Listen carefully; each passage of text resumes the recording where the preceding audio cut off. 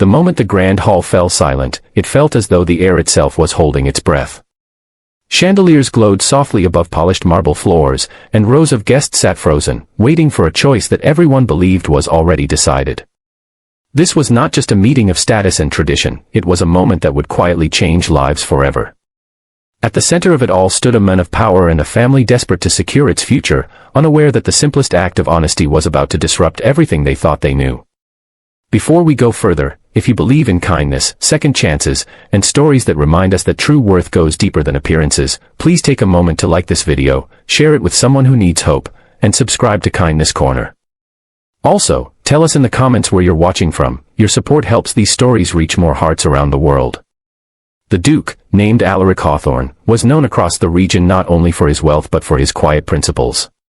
He had inherited a vast estate, generations old, along with a reputation for fairness that felt rare in elite circles. When he arrived at the Whitmore estate that afternoon, everyone assumed his purpose was simple. The Whitmore family had 2 daughters, and tradition dictated that alliances were formed through appearances, prestige, and social approval.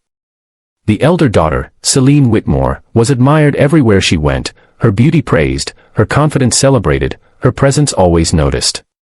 The younger daughter, Mara Whitmore, stood just a step behind, often overlooked, her calm nature mistaken for insignificance. Mara had learned early in life how invisible someone could become without ever leaving the room. She carried herself with quiet dignity, never demanding attention, never interrupting conversations that flowed past her like she wasn't there.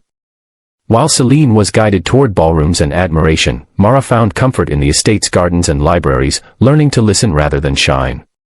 Their father, Aldrich Whitmore, a man deeply concerned with reputation, believed success was something that could be displayed, not something that grew quietly within. As preparations were made for the Duke's visit, the household buzzed with unspoken expectations.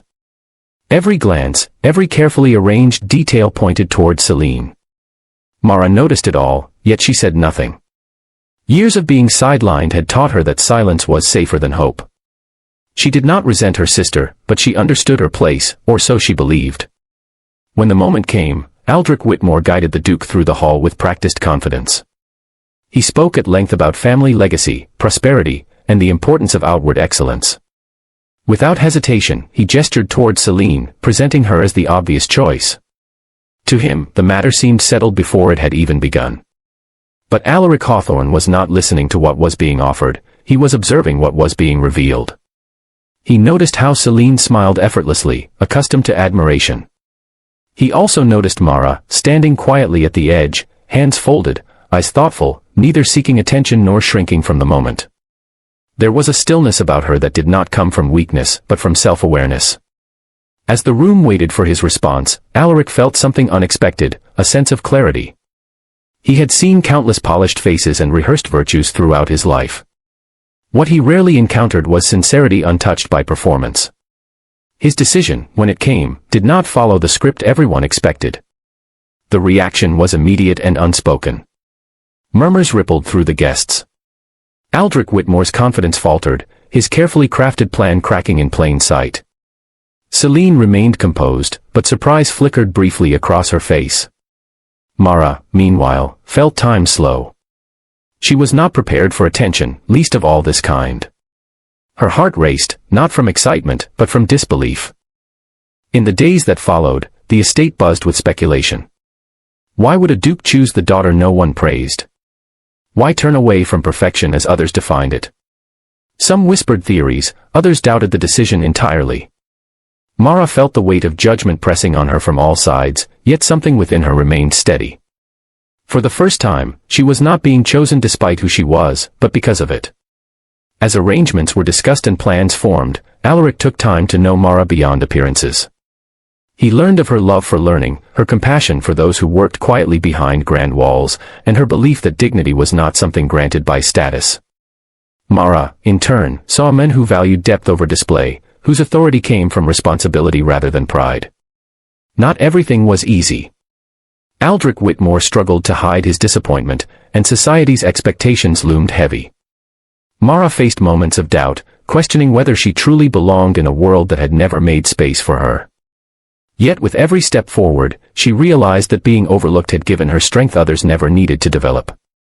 Slowly, perspectives began to shift. Staff members who had long noticed Mara's kindness felt seen through her eyes. Guests who once dismissed her found themselves surprised by her insight and grace. Even Celine, accustomed to admiration, came to understand that worth was not a competition, but a spectrum. Mara's journey was not about becoming someone else. It was about allowing herself to be visible without changing who she was. She learned that rejection had never defined her, it had prepared her.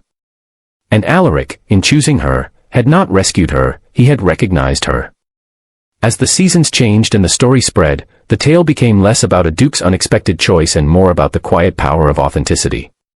People spoke of how true value often stands silently, waiting for someone willing to see beyond the obvious.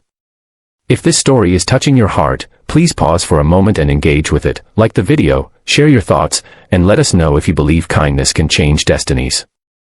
Near the end of the celebration that marked their union, Mara looked around not with triumph, but with gratitude. She had not been chosen because she fit an image, but because she embodied something real. And that realization, more than any title or recognition, was her greatest reward. Before this story ends, we have one special request. Please comment the word "seen" if you believe that quiet hearts deserve recognition too. Because sometimes, the most powerful choice is not the one everyone expects, but the one that finally sees the person who was always there.